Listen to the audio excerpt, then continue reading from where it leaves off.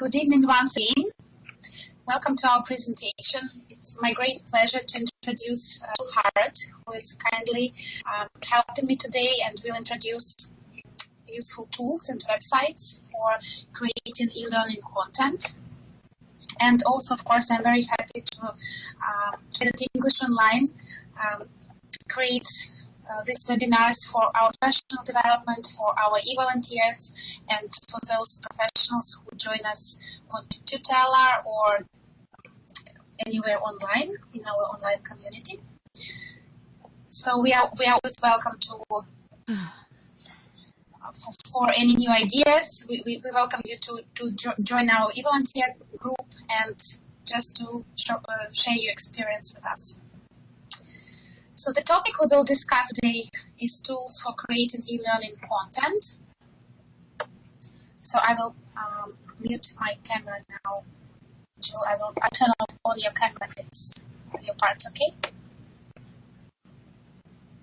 Okay, just give me a second.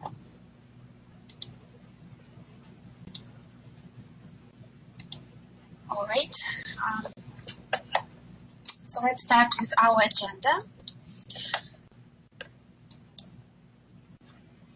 So first of all, we'll discuss what is instructional design and how we can use it in our teaching practice. Also, we will talk about the tips for creating e-learning content and how to create quality content.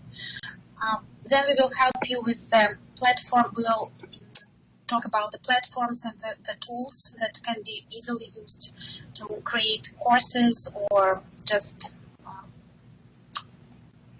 any types of lessons, online lesson plans, and we will talk about evaluating your results and how to improve your future content, how to see your mistakes and make your online content better and better.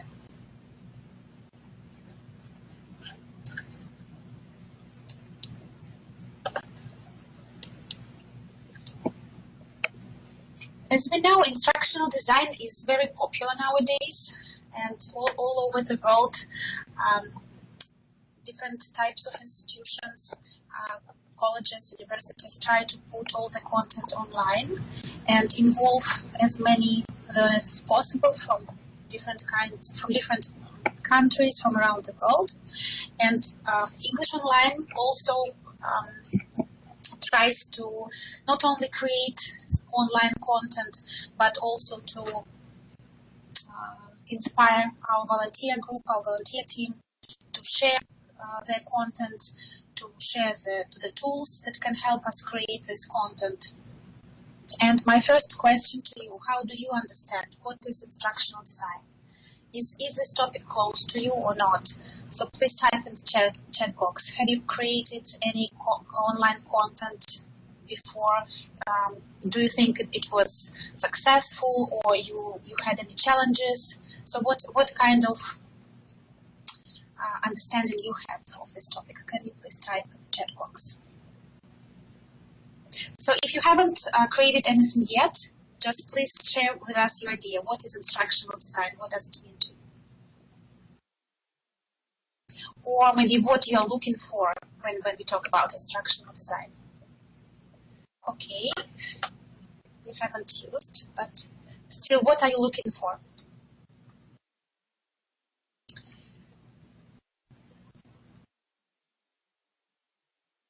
All right.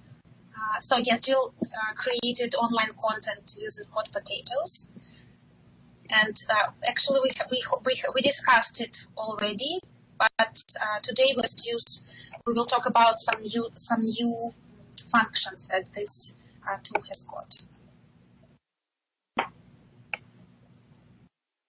All right, this is interesting. So you created, you replaced the need for in-class training. Okay, great. So then I see it's mostly like a new topic, right? And still, we all use different online tools, starting from Facebook. We use social media sites, and I would say that all teachers are somewhere instructional designers, right? So we create lesson plans, and It's just a matter of putting all the stuff online and knowing how to use some tools. It can be not so difficult at all. Okay, this is wonderful. So instructional design is some systematic process by which instructional materials are designed, developed, and delivered. And there are three main aspects that are included here. First of all, we need to understand how people learn, what are their needs and priorities. Because sometimes it can be just one person you create the content for, right? It can be a group of people. It can be a group of people with different backgrounds, with different kind of knowledge, but still you create this content, and you need to make it relevant to everyone you're thinking about, right? And of course, after this content has been created, we need to measure the effectiveness of all the tools, of all the exercises, what were the difficulties, what we can improve further. And let's then start with some sort of tips that can help us not just to see what is the perfect content, how to organize it, but just a second.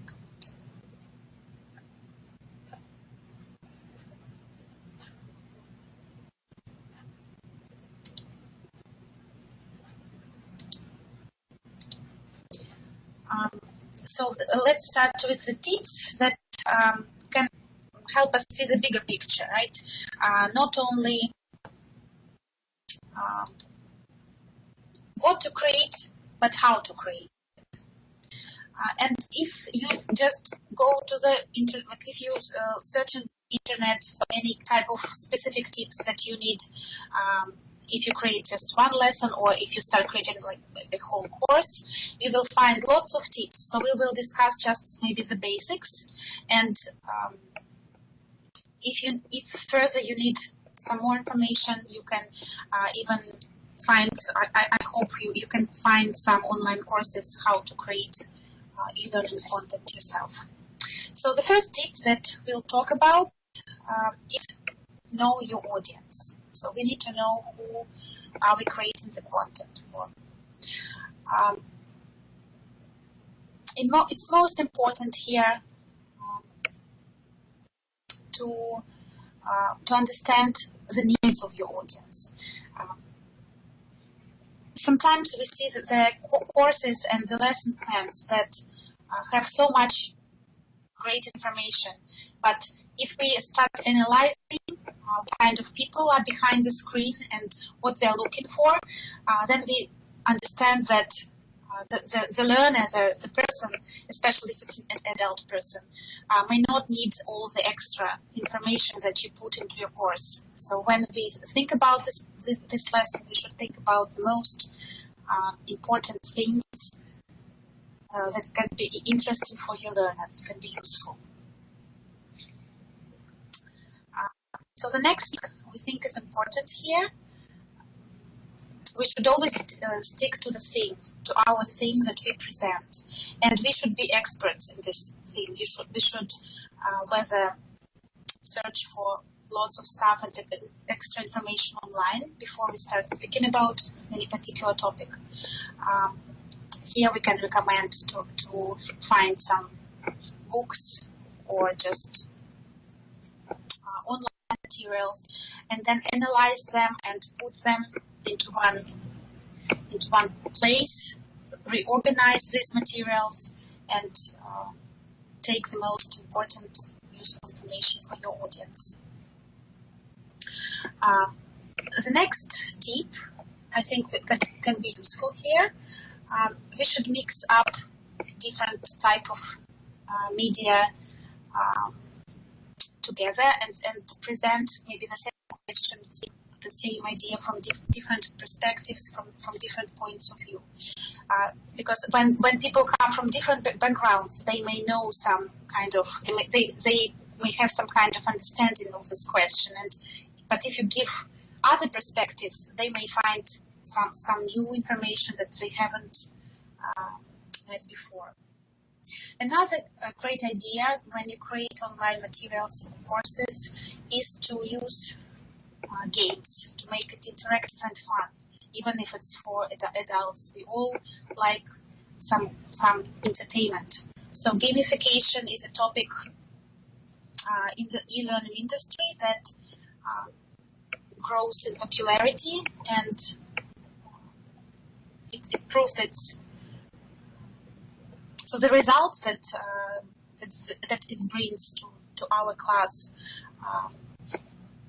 are really great. So we recommend you to use as many game-style activities as possible.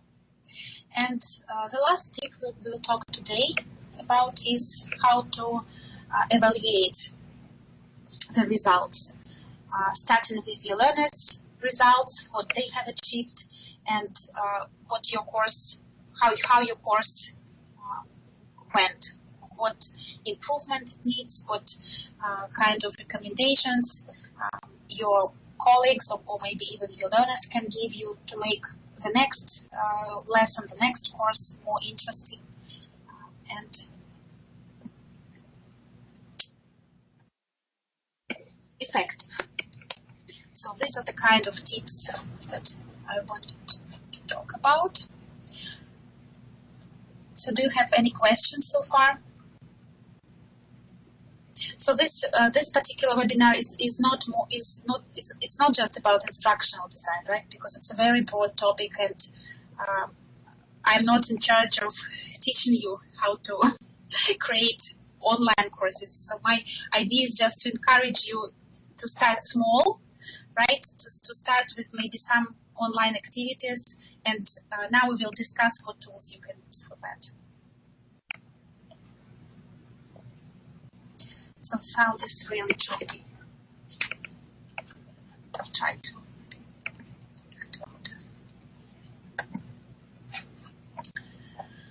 All right, so let's move forward. When I was talking about gamification, I may recommend you this website, which is called ClassTools, classtools.net. You have a link here on the screen, so please try to click it, and please let me know if you can open the website. So if not, I will just paste another link in the chat box. It's a free website. There is no need for you to register, and just in seconds, like very quickly, you can create all sorts of activities and exercises for your learners. It can be a part of the whole lesson or course, or just a separate activity. It's up to you. So as I said, if you start small, if you just create first a little activity using such a tool, then you will see a bigger picture how to put it into your course or lesson online. Okay, so the first, when you open the site, you'll see lots of boxes, right, with different types of activities. I will just quickly go through some of them, which I find most interesting and interactive. So the first one is called a breaking news generator or creator, and here you can type. You can upload an image. So you can upload not a very big image, like about 1 megabyte, but still, if you adjust the size of any photo, right, you can put it here, and then you create a topic for the news, the place where the news are from, and the date, and then you can share this picture with your learners before the class, for an example, or embed onto your blog, and then you can discuss the news, any topic, or you may give some false news, and then your learners have to react, like to send you maybe feedback or anything else. So do you have any kind of ideas how we can use this tool with your learners? Please type in the chat box.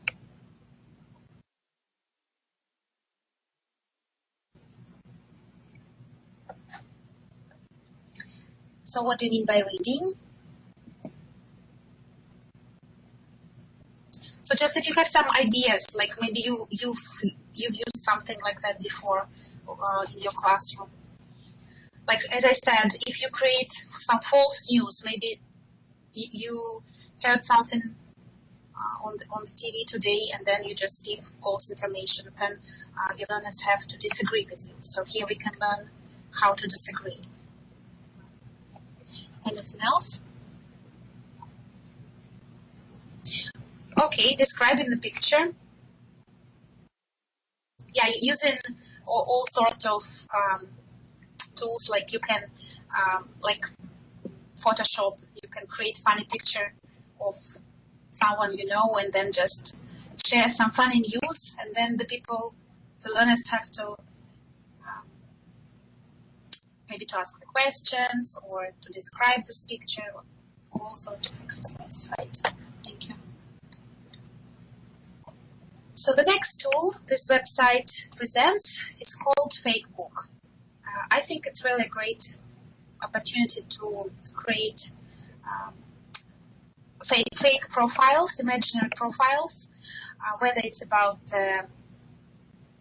politician, some famous politician or writer, or just your friend, and then you create a group of friends to this person, and again you may discuss, you may describe the biography, or just ask some question, and all the friends have to answer these questions. So what kind of tasks can be implemented here? Please type in the chat box.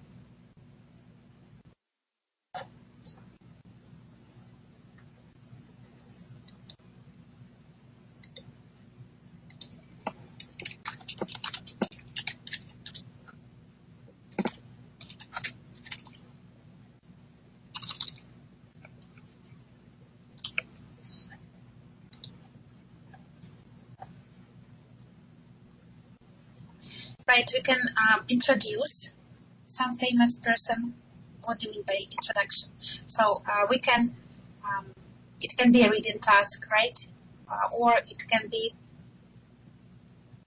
a good way to study important immigrants to Canada or famous Canadians, right? Thank you, Jill.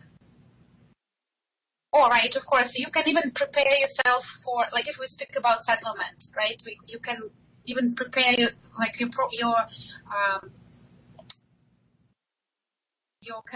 career profile, right, with your previous work history and everything like that.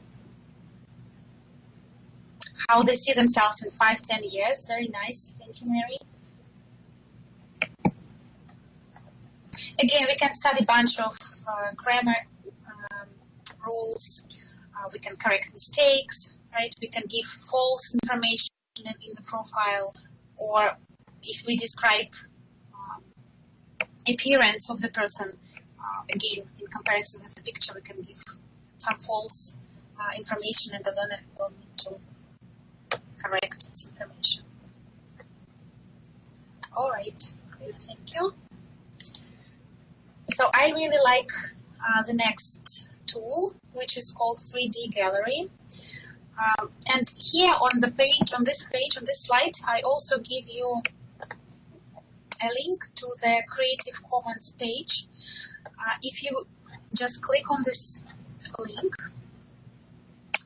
you will see the search tool where Metropolitan Museum of Art shared thousands of pictures of contemporary and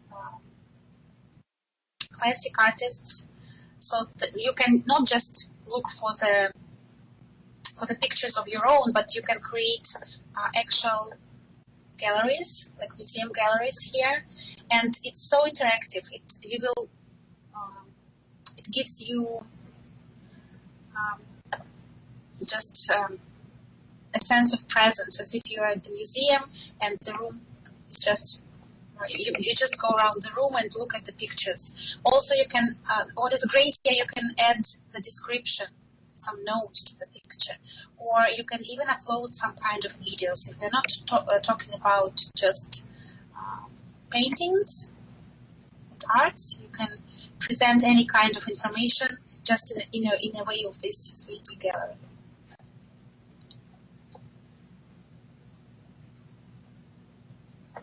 So this is all I would say about games, because they look sort of like games. So the next tool is called Animated Cube, and here, if you just go to the site itself, to the class tools, and scroll the page down, just give me a second, I will give you better directions. Okay, so if you go to the class tools page and scroll it down, like close to the bottom, like for me it shows the third row from the bottom. It shows "Welcome to Brainy Box" with kind of a skull as a picture. So if you click it, you will see how this cube works. So when you change the size of the cube, it shows like a 3D cube. So it kind of moves very interesting way. And here we can also add text, any sort of descriptions, questions to your learners, or we just add again YouTube videos, any video instructions to your learners, or just some. Okay, I'll give you the link once again, just a second. I will give you the link in the chat box. So now you can open the website, and you will find this animated Brainy Box. It's called "Welcome to Brainy Box," close to the bottom of the page.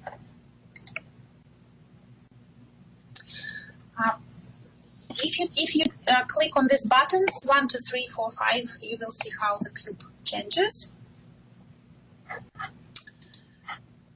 And here we can try different types of exercises. If you just pick one topic for your learners, you can produce like a biography brain box, covering 5 key aspects of a chosen character, and on each side of the cube the learners can type some information about these aspects. Or you can just summarize a key topic with 2 text faces, 2 images, and 2 video clips, and then present them to the class in this interactive way. You can also summarize a key event across the 6 slides, each looking at a different point in time. So it's up to your imagination again. Even grammar, even pronunciation rules, anything you want. So it's just up to your imagination.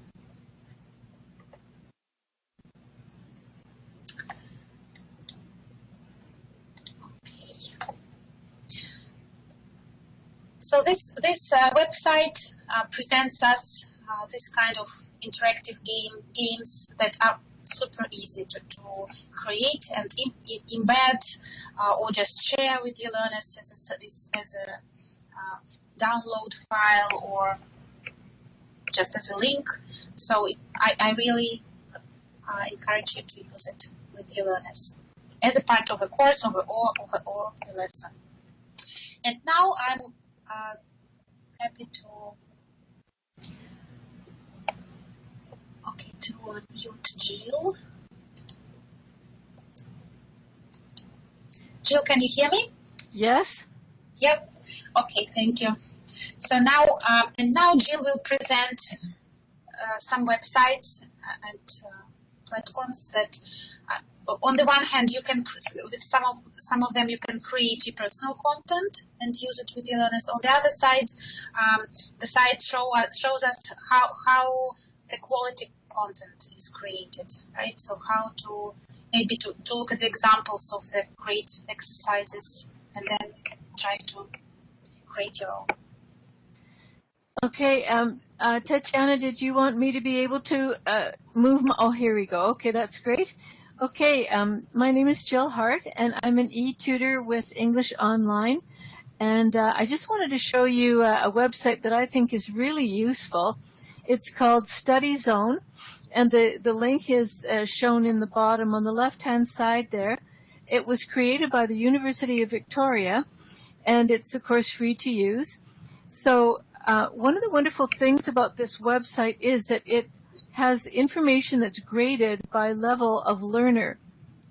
So as you can see, if you have a lower level learner, you would click on the upper beginner level or lower intermediate, depending.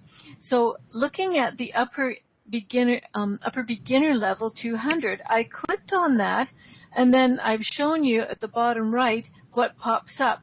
And there you see your level 200 upper beginner menu, and you have topics of grammar, reading, vocabulary, and puzzles. So if you clicked on any one of those, you'll get another menu of activities.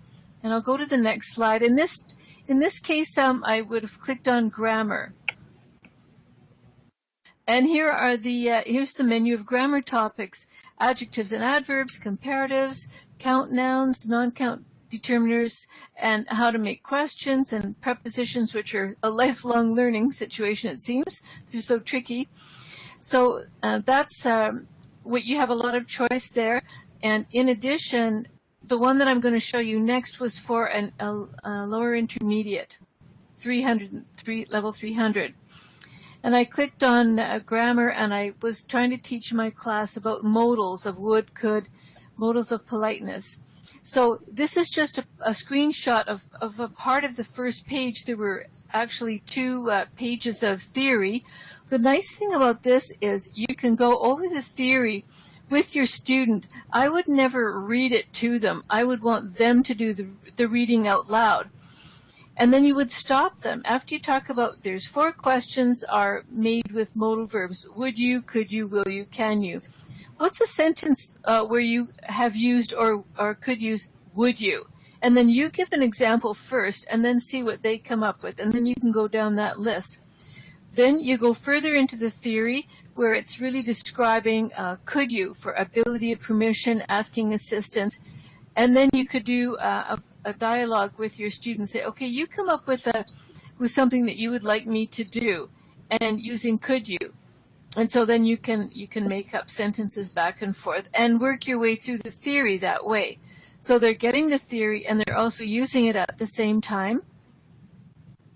When you're done and you're satisfied that they pretty much get it, then you want to see that transfer of knowledge and can they apply it. And then you click at the bottom of the page, continue with exercises. And these are really wonderful exercises because they're interactive immediately, and you get to find out why you made a mistake if you did. So for example, with this question 1, teacher, you may explain this grammar to me again, please? Well, that's wrong, but it says why it's wrong. We don't use you may to ask a polite question. Okay, and this also gives you the opportunity to have more reinforcement. You can talk about the theory, what should have been used, and why. So you have the opportunity for some little mini lessons there. Oh, I just, Tatiana, I lost my buttons to move to the next page. Okay, let me check. Okay. Oh, here they're back. Okay. Yeah, so it's a lot of fun. And now I have, oh, actually, I'm just going to go back. Does anybody have any questions about this Studyzone site, or have you ever used one like this? One thing that I would recommend, and you probably do it anyway, but if I want to get some interactive exercises for my students, I'll go into Google and I'll say ESL. I always say that because I get sites that are more directed to English language learners. ESL, and the exercises, or would-could exercises, or modals exercises. And then you get up a raft of possibilities, and then you can go through them and find some that are interactive. And in short order, you'll have about 3 or 4 sites that are your favorites, and they wind up covering the whole gamut of all the grammar that you would want to present, or reading or listening theory, that sort of thing. So so searching with ESL plus what you want works very well, I find. Now, there's another way of creating your own content using some free software. This is not using a website, but you're creating the activity yourself. This is also from the University of Victoria. It's called Hot Potatoes. And there's 5 hot potatoes. And the one I'm going to show you right now is called J-Clothes. So that is for gap fill activities. And you'll be amazed at how simple and easy it is. So let's say you were wanting to prepare your student for talking to the doctor, and you want to start with making an appointment. How do you do it? What's the vocabulary? This is sort of a lower level learner in the beginning stage. So you found a great website, and here's the content. So what you can, and so now you go through that content and you pick out the words that you want to create for your new vocabulary, such as unwell, doctor, busy, appointment, receptionist, and so on. Okay, and now that you've got that website, all you have to do is copy it and paste it. So you're going to copy it first. Then you're going to, after you've downloaded, and here's the link to Hot Potatoes. I'm having to backtrack a little bit now. So here's the link to Hot Potatoes. You can download that. Then launch the program. Then click on J-Close. Then copy and paste the text into the Hot Potatoes close program and give it a title. So it comes up with the screen. You're going to fill in the title, making an appointment with the doctor. And then here you've clicked paste, and that's the text that you had on the website. Now you're going to want to make your gap fill. So when you see a word that you want, you're going to double click on it to highlight it, and then you're going to click the word gap at the bottom. You can't read it here, sorry, it's so small, but it says gap where the yellow arrow is. So I double click on sick, I click on gap, and then I get this pop-up box where I can put in the word. Well, it puts the word in. I did not type sick. It put that in there because I double-clicked on it and hit gap. And then I get to put in a clue, ill or unwell. And if you want, you could put in alternative words. They could have been ill or unwell, but I want them to specifically use sick.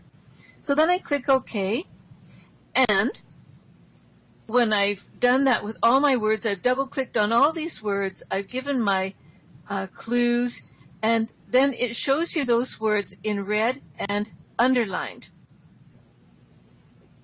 And then you will you go File, Create a new web page. Of course, you always want to save your activities. That's not too surprising. And then here's what the student will see. So here's your dialogue with the gaps. When you are feeling blank, and it says, it's very small, but it says, here's a clue. So you can click on here's a clue, and it'll say ill, unwell, oh yeah, sick. So then you type in sick. Now, maybe you go to one where you're really not sure what it is. Unfortunately, doctors are something people. I don't know, happy, intelligent, what? I'm just not sure. So many possibilities. The word is busy. So you can also click on, here's the next letter. If the clue, you can click on the clues. If that doesn't help you, you can click on the next letter, and it'll put in B. If that doesn't help you, click on next letter again, and then you'll get a U, and then, oh yeah, busy, busy. Then you'll click it, type in busy. Okay, so the student will fill that in with you, and it's fun if you do it together, and you can do it together. And then we'll go to when they filled everything in. When they filled everything in, everything that is correct is bold, but anything that was wrong is left the way it is. And it says your score is 73%. Some of your answers are incorrect. Incorrect answers have been left in place for you to change. So when you're feeling bad, know the word is sick. So then you can work with that a little bit more with the clue or what's the next letter. Then when you've done that, you click OK again, and it lets you know if that was correct finally. And when you want to share the activity with your student during a Skype session, this is great in Skype because you can share your screen in Skype. And so you will, if you've prepared the gap fill before the lesson, which would be a really good idea, then you'll just go to your folder, double click on it, and here it says doctor's appointment, and that little icon on the left is the Firefox icon. That's the one you want to click on. Yeah, sorry, and then it'll pop up the way it did over here, and then you can work through it together. Either you could send it to them as an email attachment, and they should be able to fill it in, or they can tell you how to fill it in, and you can do it for them while you're sharing your screen on Skype. So that's a fun one. And there's more hot potatoes that you can explore after that if you're finished. Okay, thank you, Tatiana. Did you have any questions? Yeah, this is so cool. Have you ever tried to embed it to the wiki site or anywhere yourself? You know, I haven't tried to do that, but that's a good idea. So if you have any questions how to use this particular hot potatoes function, please ask your questions. Yeah, it may seem like a lot of work, but actually in summary, you just copy and paste the website content into the hot potatoes page, double click to highlight your word, click gap, double click, click gap, double click, click gap, and you know it's done in no time. So it's kind of a fast and easy one. I hope you enjoyed that. Thank you, Jill. I just also have one more question. So when we speak about Creative Commons, right, when we are looking for the images, or here you're looking for a text, right, or a part of the text. Mm-hmm. So do you try to use the public domain resources or just anything from the web? Well, you know, when I'm working with my own students, I don't. You can pretty much do anything. But if it's going to be published, like you're recording this and you could make a link available to the world, then that's different. Yeah, then you want to make sure that all the copyrights are taken care of. And then, of course, the easiest thing is to go to Creative Commons and find an image. Regarding the text, I don't know what to do there other than, is it okay to put source and then show the website link to the text that I had copied and pasted from? Do you know? So if the materials on the website say that it's copyrighted, then for sure we cannot use even the text. We cannot use it. But in this case, we can always contact those who host the website, right? Yeah. We can contact the author or anyway who is in charge of this. Yeah. Materials, okay, well, right? in my case, I didn't do any of that related to the text, so yeah, I don't know what you want to do about that. Yeah, but mostly all the materials that we are looking for, like on the websites for ESL instructors, they are shareable, right? We can use them and reuse and create our personal content. Okay. And yeah, thank you, Jill. Thank you so much. It was You're very welcome. Good. Do you have any other questions? So you're welcome to type in the chat box.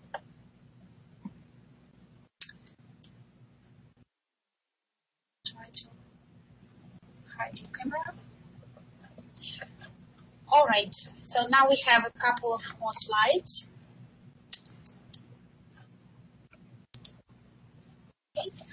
So once our exercises are complete, completed, and we've used them with our learners. It's always very good to analyze our work, like to avoid the same mistakes next time. So for this purpose, I would like to present you a couple of websites that can be used for creating surveys, online surveys. And my question to you, have you ever used them before? Have you created surveys? Have you shared them, analyzed them, and used for your work? Please type in the chat box.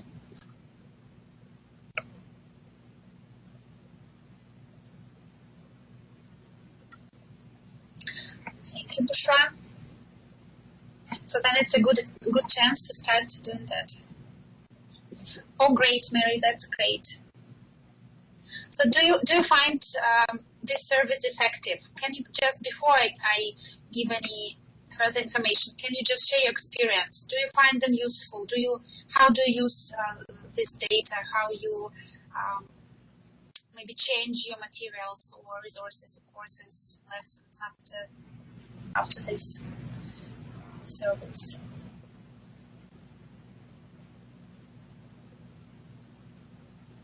All right.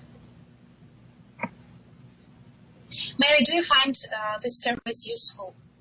Do you really think they can help to improve your lessons, whatever? Easy to use and effective. All right. So yes, and here it would be fun for students to practice question formation. Right. Thank you for this idea, Jill. It's even with your learners, you can create surveys together, right? And see how they can ask the questions and state the answers. It's a great idea. Thank you, Jill. All right. So as Mary says, it can be very effective, and I agree with her. And here you can see the two websites. The first is called SurveyMonkey and the second Lime Survey. Right, the answers are confidential. It's very important to some people, right? So you can use these free websites to create questions. And then after the course, after the lesson, you can, or a number of lessons, you can send the questions to your learners and see what are the answers, where you need improvement, what went wrong, where we can change anything. And I would like to give you a couple of tips. If you've never created the service before, you can just start doing that anytime after this webinar. And I would recommend you to Google for the tips, for the good tips for how to create good surveys, because it's also kind of an art and it's hard to start. So if you just look for some information beforehand, it will be easier for you. But here we will recommend you to just before creating the survey to answer some questions like, what is the goal of your survey? Who and why are you creating this survey? What do you hope to accomplish with this survey? And how will you use the data you're collecting? And what kind of decisions do you hope to impact with the results of this survey? So, and then it will be easier for you to state these questions. Another tip is when you start creating these questions, make them simple. Keep the survey short and focused on some maybe particular topic. Then it's a good idea to use short and closed-ended questions whenever it's possible, and also to look at the logic, how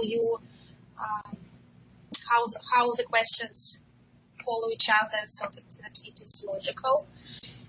Then it's also a great idea to pre-test your survey, maybe to send to your friends before you send them to your learners. Send them to your friends, to your colleagues, that they can proofread the questions. If they find any mistakes, you can correct them, or maybe just, when we read ourselves and when other people read the same text, it can be absolutely different experience. So we recommend to proofread your questions. And also we think it's important to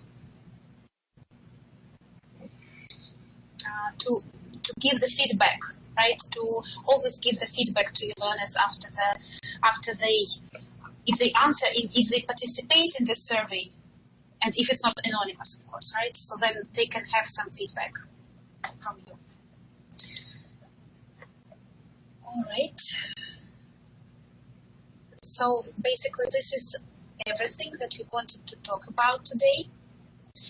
If you have any further questions, please contact us anytime. You can send an email or just Skype me. And if you have any further topics for discussions or interesting ideas, just feel free to contact me.